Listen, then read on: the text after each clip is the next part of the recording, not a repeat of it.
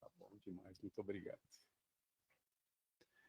Queridos irmãos, queridas irmãs, que a paz do Divino Mestre Jesus esteja conosco.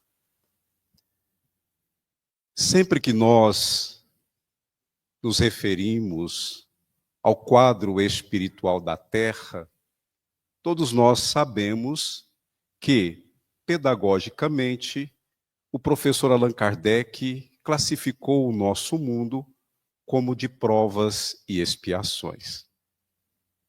Em o livro O Consolador, pelo Espírito Emmanuel, através do médium Francisco Cândido Xavier, ao ser interpelado a respeito das diferenças entre provações e expiações, o nosso benfeitor respondeu com toda a sua sabedoria. A provação é a luta que ensina ao discípulo rebelde e preguiçoso a estrada do trabalho e da edificação espiritual. E a expiação é a pena imposta ao malfeitor que comete um crime. Creio que nós nos sentimos alentados quando sabemos que antes das nossas reencarnações, nesses períodos no plano espiritual, que denominamos de erraticidades, nós escolhemos as nossas provas. E o que nos deixa consolados é sabermos que nem todos nós, que estamos passando por aflições, muitas vezes por dores cruciantes, estejamos pagando dívidas. Nem todos nós estamos resgatando débitos que adquirimos quando infringimos as leis divinas, por conta das ações perpetradas, pois éramos mais ignorantes. Então, nem todos nós que passamos pelos desafios que muitas vezes nos sentimos combalidos, como que parece-nos que o mundo pesa em nossas costas, é porque antes desta existência, antes do mergulho no corpo denso, nós analisamos o nosso pretérito, aferimos os nossos valores, contamos com a assistência dos espíritos superiores e escolhemos o nosso programa reencarnatório, objetivando o progresso anelado. Porque nós identificamos aquilo que é em nós que deve ser superado. O determinismo divino estabelece que nós fomos criados para a felicidade e para o bem. Nós não fomos criados para o sofrimento. Nós não fomos gerados por Deus para a dor. Todavia, a dor, ela tem uma função. Ela vem exercer em nós uma ação que faz com que as nossas potências espirituais sejam acrisoladas, aprimoradas, aperfeiçoadas, desenvolvidas. Nós não podemos, em hipótese alguma, deixarmos de compreender que Deus é soberanamente bom e justo e que tudo que vem dele, que é a inteligência suprema do universo, tem uma razão de ser. Quando nós ouvimos um irmão, uma irmã dizer, mas parece que está tudo tão ruim, talvez quem assim se expresse está fazendo a leitura de mundo atrás da trave que traz em seus olhos. E essa trave são as qualidades inferiores que ainda, por enquanto, nós todos trazemos. Não foi por acaso que o amado Mestre Jesus disse que nós seríamos julgados na medida em que julgarmos os nossos semelhantes. Em o livro Reencarnação e Vida, da média espanhola, escritora e poetisa Amália Domingos Soler, ela relata alguns casos muito interessantes e ela intercambiava com os espíritos superiores, com os espíritos benfeitores, através de médiuns, que lhe prestavam informações de grande relevância para o entendimento dos postulados espíritas. Dentre esses, certa feita ela recebeu uma correspondência do amigo Rosendo Torres, que dizia em sua missiva que certa jovem chamada Heloísa Castro. Ela havia sido escolhida para, numa região de Espanha, ser rainha de carnaval. E ela estava muito entusiasmada, ao ponto de a mãe achar estranho, uma vez que nunca vira Heloísa tão feliz para ir ao teatro, para ir à ópera, nunca vira sua filha com aquele estado de ânimo para participar dos festejos locais. Ocorre que, para que Heloísa pudesse ter os seus trajes de rainha, elas precisariam viajar uma cidade próxima. Então, como nós estamos falando do século XVIII, elas tomaram uma charrete e pegaram a estrada. Em um determinado ponto da estrada, a charrete que estava sendo conduzida por um cocheiro, havia uma encruzilhada. Passava uma linha férrea e estava chovendo torrencialmente. Então, a mãe de Heloísa percebeu que a locomotiva estava se aproximando. E ela disse ao cocheiro: pare. E Heloísa disse: não, mamãe, não pare, não. E naquele pare, não pare, foi tempo suficiente para que a locomotiva passasse por cima da charrete, matando Heloísa instantaneamente. A jovem desencarnou. Tanto o cocheiro quanto a mãe foram poupados pelo destino, e vamos entender por quê. E na carta, Rosendo Torres ressaltava que a mãe estava indignada, revoltada, porque Heloísa estava usando escapulários de santos, ela estava confiante no papel que iria exercer naquelas festividades, e que não era justo o que estava acontecendo. Então ele queria saber o porquê que a jovem perdeu a sua vida tragicamente. A médium, oportunamente, encaminhou aquela pergunta aos espíritos que assistiam. E dentre esses, um espírito que obteve informações no plano espiritual a respeito daquela jovem, disse, através da psicografia: Heloísa, em uma das suas existências, fora um homem e muito bonito. Portanto, ele impressionava pela sua aparência. Era um comandante militar. E ele, quando se apresentava com a sua farda adornada de ouro, usando um chapéu com uma pluma branca, ele deixava as pessoas encantadas. Dentre essas, inclusive, mulheres virtuosas. Mas ele era alguém que trazia um coração que não se sensibilizava, que era indiferente aos sentimentos alheios. E certa feita, ele e seus comandados adentraram uma cidade e aconteceu que essa fora sitiada pelas tropas inimigas. Eles não podiam sair. Para aproveitar o ócio, pois tempo é o que sobrava, uma vez que eles não podiam sair de onde se encontravam, ele envolveu-se com uma moça de uma família abastada. E ela se apaixonara por ele.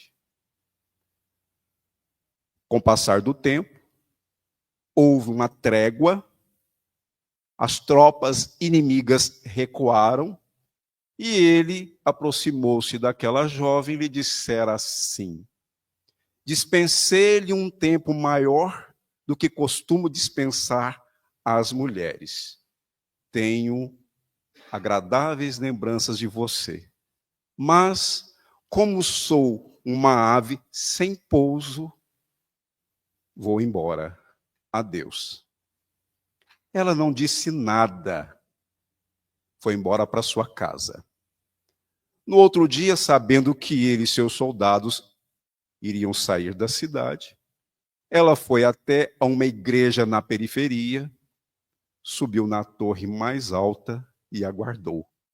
Quando o seu amado aproximou-se, cavalgando com seus subordinados, ela se projetou do alto da torre, morrendo aos seus pés. Ao vê-la, ele desesperou-se. Ele saiu alucinado, cavalgando como louco, imediatamente já sentindo a culpa, perturbado, acabando a entregar-se às tropas inimigas que o mataram. No plano espiritual, chegou aquele momento em que esses espíritos se reencontraram. E ela disse a ele que quando eles estavam no mundo, ela amou o seu corpo, mas que doravante ela amaria a sua alma. E que ele havia errado em várias existências, daquela mesma forma que errou quanto a ela. Ele não se perdoava pelo crime que provocara aquele suicídio, aquela tragédia. Então, ele preparou-se e reencarnou não só uma vez, mas várias vezes para ressarcir os seus débitos, para expiar as suas faltas. Agora nós entendemos o que Emmanuel disse a respeito da expiação, a pena imposta ao malfeitor que comete um crime, mas não por Deus, e sim pela própria consciência. E aí, em todas as existências, ele foi resgatando parte dos seus débitos, e é muito interessante, mas diz Leon Denis, o pensador do Espiritismo, em seu livro O Problema do Ser, do Destino e da Dor, que para os espíritos falidos, essas reencarnações, essas existências expiatórias, elas podem ser intercaladas com existências onde eles tenham suas dores atenuadas. Porque a misericórdia divina, ela é infinita. Nós somos os artífices da nossa própria perfeição. E se temos a oportunidade de entendermos que o quadro material da Terra não foi formado pela vontade do Altíssimo, como diz Emmanuel, e sim pela mente humana desvairada pela ambição e pelo egoísmo, se quisermos modificar esse quadro, que essa transformação comece através de cada um de nós. Não é por acaso que nós optamos por estarmos espíritas. E é possível que todos nós, que aqui nos reunimos, um dia já comungamos, já apreciamos o sabor da hóstia sagrada, já confessamos, usamos hábitos. Não é verdade? Mas não quero aqui deixar ninguém desalentado, uma vez que nós estamos enfatizando essas faixas de sombra que ainda, por enquanto, fazem parte da nossa realidade. E este espírito, quando ele compreendeu que só porque ele impôs a si esse resgate, que ele desencarnaria de uma forma em que ele se perdoaria, se redimiria perante a própria consciência, optou, depois de tantos erros, desmandos, principalmente em relação às mulheres, reencarnou como mulher e desencarnou como Heloísa de Castro naquele acidente com a locomotiva. Voltou para o plano espiritual e continuaria tendo reencarnações até saciar-se perante o tribunal divino, que é a sua própria consciência. Mas avancemos em outros casos que elucidam tanto quanto a respeito da lei de causalidade, a importância, a relevância da reencarnação para nós, que somos espíritos perfectíveis. Uma amiga da médium contou-lhe que um menino estava sofrendo muito depois de ter sido atacado por um cão. Ele estava brincando com outros meninos e, de repente, deitou-se no chão, fingindo-se de morto. Um cachorro veio e mordeu-lhe o nariz. E ele começou a gritar e as pessoas se desesperaram e eles o levaram para um ambulatório. Nós estamos falando aqui do século XIX. Até então ainda não havia a vacina antirrábica de 1885, por Louis Pasteur, que desenvolveu essa vacina. Então o médico olhou a criança daquela forma e falou que faria tudo o que estivesse ao seu alcance. E nós sabemos que a hidrofobia, a doença, ela é 100% letal. São raros os casos de alguém que consegue salvar-se. Então, a criança foi levada para casa, porque os médicos foram atendê-la onde ela estava. Um dos médicos que foi chamado para ajudar naquele tratamento, ao ver a criança sofrendo, chorou desesperadamente ao ponto de passar mal. Tiveram que retirar o médico da casa e levá-lo para o seu domicílio, pois mal ele conseguia manter-se de pé. O pai da criança pediu a um dos médicos que lhe desse uma injeção para que ele pudesse morrer sem sofrer. A eutanásia. Então, essa amiga da médium ficou muito intrigada. O que se explica? Qual seria a causa de tanto sofrimento ao ponto de um pai pedir para que os médicos tirem a vida do filho? E a médium disse que iria perguntar aos espíritos, e oportunamente eles responderiam. E aconteceu que realmente ela obteve uma comunicação que elucidou esse caso. Em uma das encarnações, aquele menino nascera numa família muito rica. E ele tinha um irmão mais velho. Ninguém suspeitava que aquela criança de 10 anos tinha sentimentos ruins. Eles foram à caçada.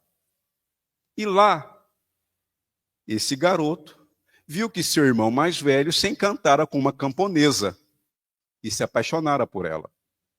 E ele ouviu as suas juras de amor.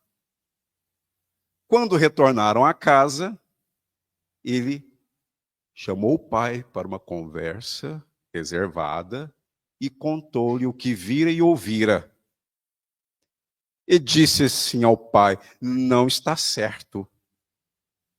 Ela pertence à plebe, ela é pobre e nós somos ricos. Precisamos dar um sumiço nessa moça. Vejamos, uma criança de 10 anos de idade. E o pai concordou. Com o passar dos dias, houve outra caçada. E aí, quando o irmão mais velho ausentou-se daquele lugar onde eles estavam, o garoto, com outras pessoas que o ajudaram, foram onde estava a moça, a raptaram e a levaram para uma casa e a trancafiaram. E aí, eles conversavam entre eles como se livrarem daquela jovem. E aí ele teve a ideia de encontrar um cão e colocá-lo junto com ela naquela casa. E assim encontraram um cão faminto e trancaram com ela na casa. 3 dias depois, todos começaram a procurar a jovem, e aí alguém teve a ideia de ir lá naquela casa erma, e quando abriram a porta, a moça estava estraçalhada pelo cão, e o animal estava se devorando, porque ele estava raivoso. Para o moço, foi uma tragédia, foi desesperador. Ele mal conseguia pensar que seu irmão, um jovem louro, dos olhos claros, muito bonito, muito inteligente, pudesse articular aquele crime. Então suspeitou do seu pai. E ele ficou tão triste que em um ano ele desencarnou, vítima da tuberculose. Aquele menino que foi ofendido pelo cão raivoso é este garoto. Ele, lá naquela encarnação, quando ele fez a maioridade, ele herdou os bens do irmão e cometeu outros crimes. E quando desencarnou, ele entendeu a sua posição espiritual de espírito devedor. Então, ele, com o auxílio dos espíritos superiores, programou existências expiatórias, porque foram vários os crimes que cometera. E agora reencarnou como uma criança pobre. E aquele médico que, ao vê-lo, embora não recordasse, que chorou copiosamente ao vê-lo sofrendo, fora sua mãe daquela encarnação. E o pai desta existência, que de tanto sofrer por ver o sofrimento do filho, foi o pai daquela encarnação que auxiliou na consumação daquele crime. Vejamos, meus irmãos e minhas irmãs, que as leis de Deus não erram. As leis de Deus não punem nem recompensam. Nós aqui vamos estabelecendo o nosso destino. Nós aqui vamos construindo o nosso futuro. Porque o determinismo em relação a nós, ele é relativo, como diz Emmanuel, porque nós temos a vontade e a razão. Nós temos o nosso livre-arbítrio. E enquanto espíritas, nós sabemos que as nossas ações têm consequências. E nós iremos colher exatamente o que nós semeamos. Porque, através dos nossos pensamentos e atos, nós vamos vibrando. E esse movimento vibratório, ele vai estabelecendo. Quando é do bem, vai se expandindo. Quando é do mal, este volta contra ele próprio e vai se destruindo. Aí é a dor, expiação. Diz ainda Emmanuel que quando o devedor é encontrado pela lei trabalhando no bem, que a cobrança da dívida seja suspensa por período indeterminado ou anulada. Vale a pena repetir essa frase. Porque nós não podemos perder a esperança. O Divino Mestre Jesus confia em nós, tanto que ele desceu, mas desceu muito para nos elevar à condição de espíritos felizes, a qual todos nós estamos destinados. Todos nós. Manda a lei de Deus que se o devedor for encontrado trabalhando no bem, que a cobrança da dívida seja suspensa por período indeterminado ou anulada. É de impressionar. Porque nós, ainda que não recordemos do que aconteceu conosco no passado, nós temos anseios mais profundos. E nós sentimos uma certa inquietude. E quando nós temos notícias de que alguém está passando por provas dificílimas, não faltaremos com a caridade e diremos assim para a pessoa: ah, você está fazendo desta forma e você está sofrendo daquela maneira porque você errou. Não. Vamos usar de caridade, de benevolência, de indulgência. Nós sabemos que sim, que aquela pessoa está colhendo o que plantou, mas a caridade não é uma bandeira? E que caridade é essa? Aqui está na questão 886 em O Livro dos Espíritos, quando o codificador Allan Kardec perguntou como entende Jesus a palavra caridade. E os Espíritos responderam: benevolência para com todos, indulgência para com as imperfeições alheias e perdão das ofensas. Nossa, gravamos a fórmula. E parece fácil, mas é um desafio para nós, justamente por conta dessas tendências inferiores que trazemos em nós. Porque quando somos vítimas, entre aspas, de maledicência, nós falamos assim: ah, mas que absurdo, que injustiça, eu não mereço isso.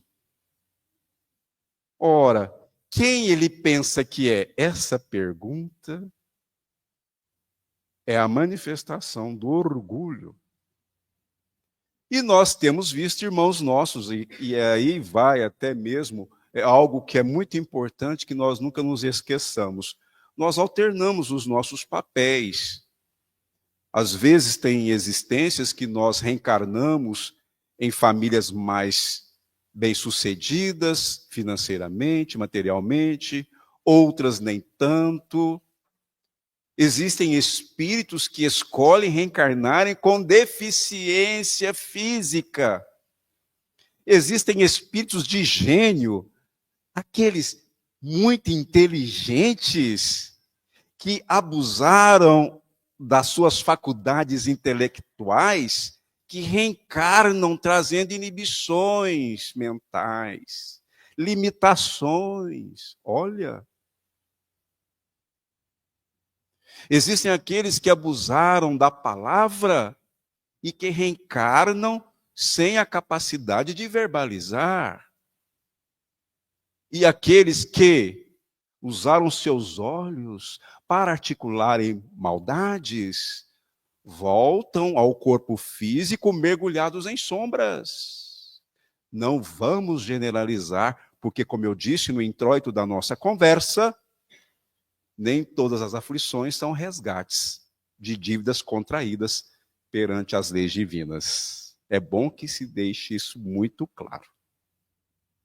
Porque nós, quando estamos no plano espiritual, sem o filtro da matéria, temos mais lucidez para entendermos onde é que nós erramos e o que é que nós precisamos fazer a fim de superarmos as nossas más tendências.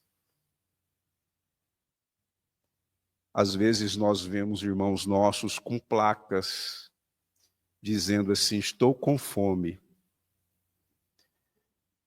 E é realmente de nos sensibilizar, porque nós sofremos.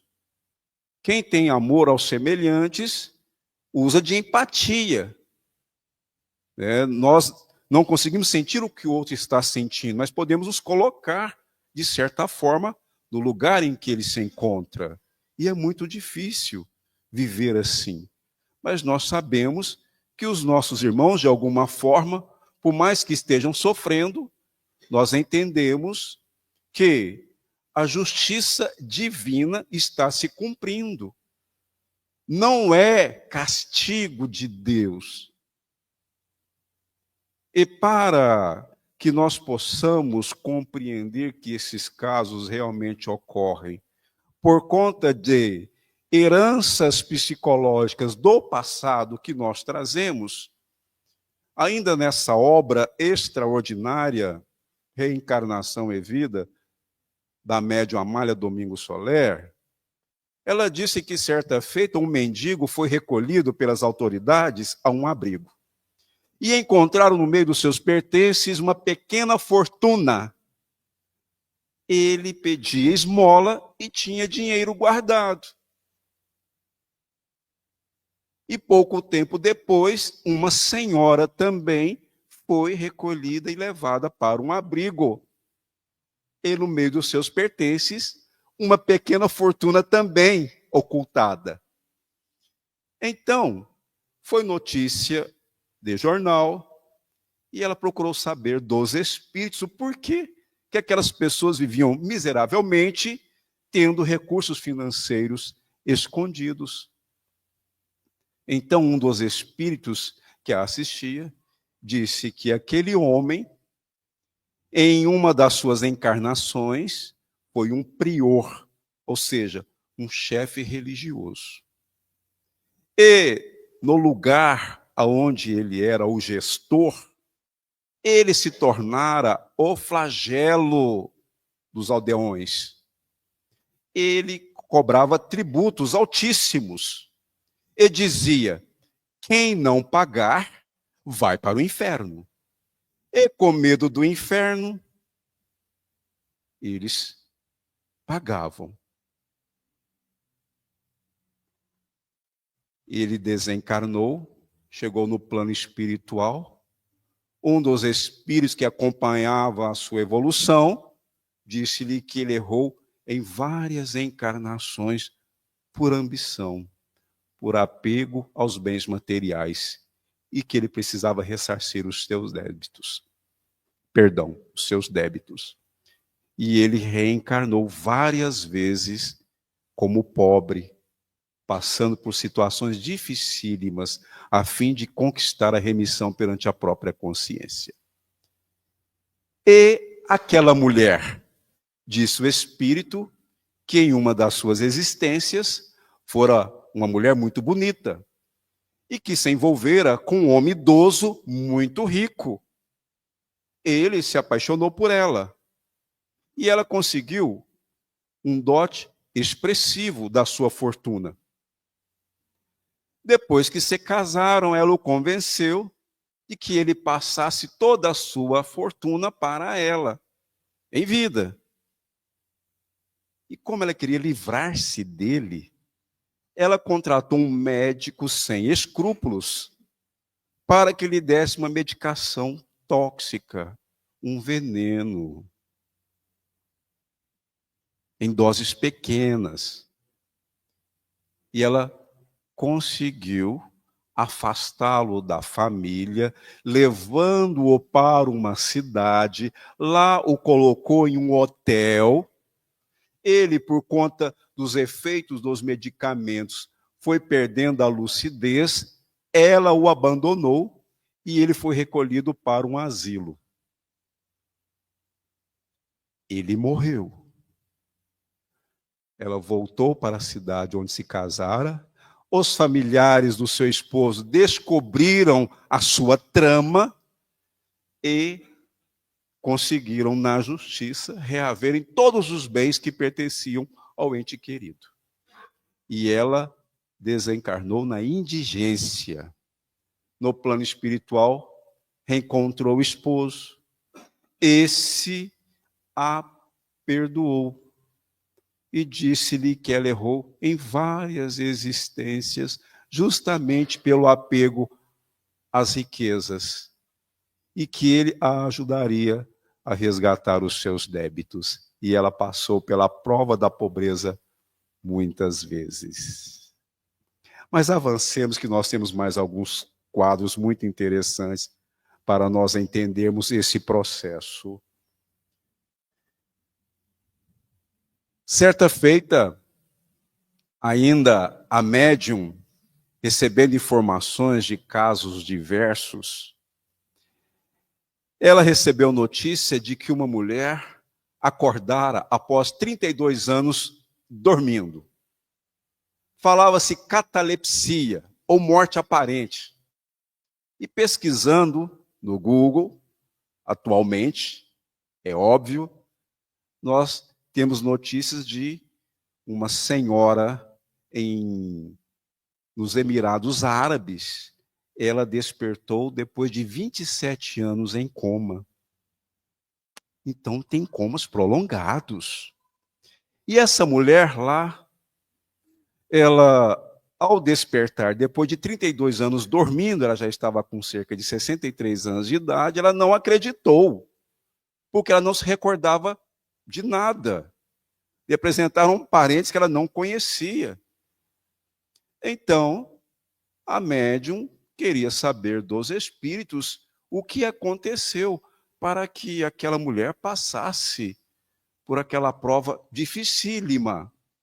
Então, um espírito contou-lhe que em uma das suas encarnações, ela fora uma soberana, chamava-se Hermesinda.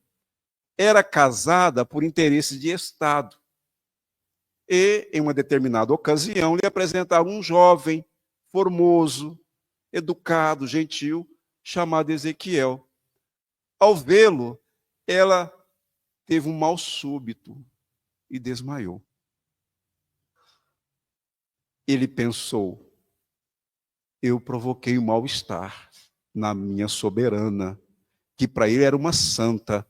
Ele aprendeu a idolatrá-la.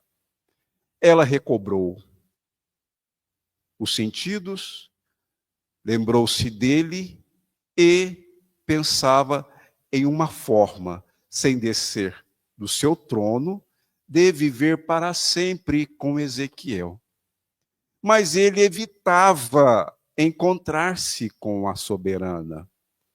E ela tinha notícias dele através de outras pessoas, e ela foi sentindo muitos ciúmes dele. Então ela pensou, pensamento macabro, como ele não pode viver comigo, ele não vai viver com ninguém. E ela mandou que o prendessem numa masmorra.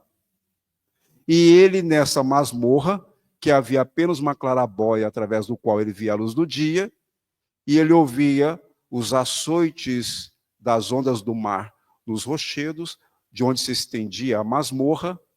Ele não via ninguém. Através de uma portinhola ele recebia comida, e ali ele ficou preso por 32 anos, sendo acusado de traidor da pátria. Ele não sabia por quê. Hermesinda ficou doente e, antes de morrer, mandou que o libertassem. Aí ele se inteirou do porquê fora preso mais de 3 décadas. Pediu uma audiência com Hermesinda, mas ela morreu. Algum tempo depois, ele também desencarnou. Se encontraram no plano espiritual e se compadeceram.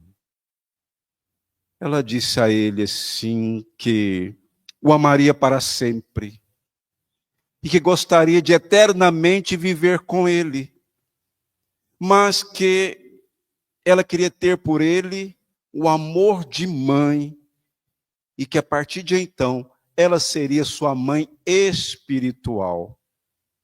E que no futuro ela queria reencarnar como sua mãe no mundo material, para poder dizer a todos: eis o meu filho, o quanto eu o amo mais que tudo na vida. Mas, para que ela pudesse ter essa felicidade, ela precisava pacificar a sua consciência. Ela impôs a ele uma prisão cruel. E agora, para poder se absolver no tribunal da consciência, ela impôs-se reencarnar e ter a enfermidade da catalepsia, porque naquela prisão de carne, ela pudesse assim resgatar a sua dívida. Reencarnou e passou por essa expiação dolorosíssima. Vejamos, meus irmãos e minhas irmãs, não é por acaso que nós temos notícias de irmãos nossos e irmãs que estão passando por enfermidades cruéis. E aí, quem às vezes recebe um diagnóstico de uma doença incurável, é natural que a pessoa se desespere, é natural. É natural que ela sofra. E Emmanuel diz assim, que a doença incurável é escoadouro das imperfeições do espírito. Escoadouro. Então, através das doenças, como eu disse no princípio, que a dor age, atua em nossas almas, no desenvolvimento das potências espirituais, as enfermidades ocorrem como recursos da providência divina para que nós possamos conquistar aquela felicidade a qual estamos destinados. Vejamos que maravilha! As leis de Deus são perfeitas. Nós não devemos buscar o sofrimento, mas se formos visitados por Ele, que possamos tirar as lições de que nós necessitamos. Quantos casos que nós temos tido notícias de Alzheimer, pessoas inteligentíssimas, diziam aí que quem usava o cérebro com cálculos, que era muito ativo intelectualmente falando, que não teria essa enfermidade. A prática está mostrando que não é assim. Pessoas com títulos acadêmicos de doutor, de mestre, pessoas muito inteligentes, muito cultas, muito sábias, às vezes acabam ficando com problemas de doenças mentais. Então, a que atribuir? Ou o que? Quais são as causas? As causas residem em nós, porque nós trazemos indelevelmente registrados, indelevelmente. Isso não pode ser retirado. Tudo aquilo que nós fizemos no passado. No corpo espiritual, nós temos as marcas. E essas marcas que nós trazemos podem ser lidas pelos espíritos. Trazemos na memória profunda a nossa história. E todos os dias nós escrevemos uma nova página no capítulo da nossa vida. Então, que nós sejamos sábios e aproveitemos as lições de Jesus fazendo o melhor de nós. Não percamos as oportunidades que o Senhor nos proporciona. E vamos trabalhar na nossa reforma interior. Se nos sentimos melindrados, vamos combater o orgulho. Se achamos que somos donos do mundo, vamos trabalhar os nossos sentimentos, compreendendo que todos nós somos espíritos que trazemos as nossas imperfeições morais. Aquela pessoa que nos magoou, porque ainda não aprendemos a superar a mágoa, Deus a ama da mesma forma que nos ama. Então, quando nós aprendemos que o perdão das ofensas também é caridade, vamos trabalhar para que os nossos sentimentos sejam melhores, a fim de que aprendamos de fato a perdoarmos os nossos irmãos e as nossas irmãs, que às vezes agem da forma como nós nos sentimos feridos, ofendidos. Portanto, finalizando, em Jesus nós temos o modelo e guia.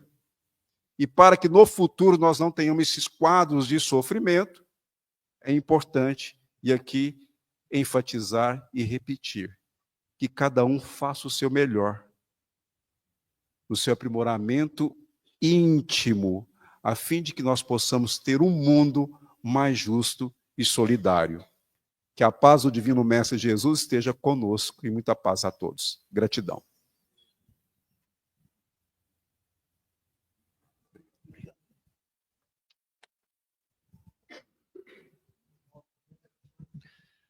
Muito obrigado, Carlos Henrique.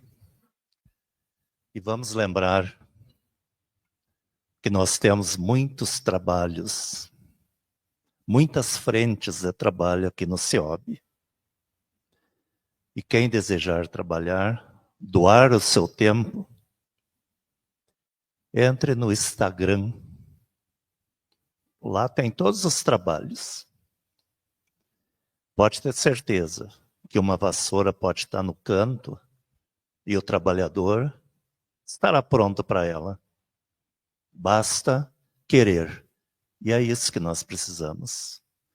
Quem desejar rever essa palestra, entre no YouTube, Palestra CIOB.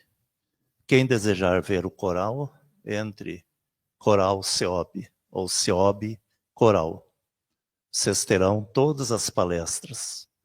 Então, fiquem à vontade. E estejamos prontos para o trabalho.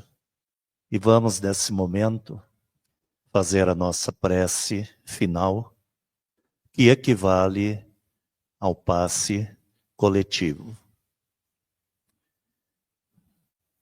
Vamos nos concentrar, elevando o nosso pensamento a Deus. Agradecer pelos ensinamentos. Agradecer por tudo aquilo que nós fazemos para melhorar a nós e principalmente quando ajudamos a quem está próximo. Vamos lembrar que o sofrimento é uma dádiva quando nós encaramos com amor, com resignação e sabendo sempre que é por um momento. É um momento em que nós, muitas vezes, resgatamos algo, que nós estamos encarnados aqui justamente para melhorarmos e estudar e trabalhar. Vamos mandar boas vibrações para algum familiar, algum amigo que está precisando. E muitas vezes nós mesmos, nós temos que agradecer a Deus e lembrar que uma prece, naquele momento de dificuldade, resolve quando nós estamos sintonizados com um mundo maior. Que Deus abençoe a todos, assim seja. Um bom retorno aos seus lares.